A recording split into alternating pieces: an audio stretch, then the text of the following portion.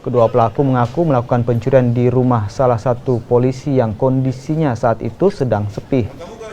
Dengan mencongkel kaca jendela, pelaku mengincar telepon genggam. Namun karena tak menemukan telepon genggam, kedua pelaku justru menemukan senjata api dan langsung membawa kabur senjata jenis revolver bersama amunisinya.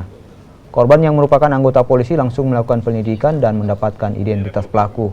Kedua pelaku pun kemudian ditangkap dan terancam pidana 7 tahun penjara. Jadi ada dua pelaku, dia melakukan pengerusakan rumah, mencongkel jendela, kemudian mengambil senjata api milik anggota. Di kejadian TKP-nya di Tulehu, di Kecamatan Salahutu, ya kejadiannya.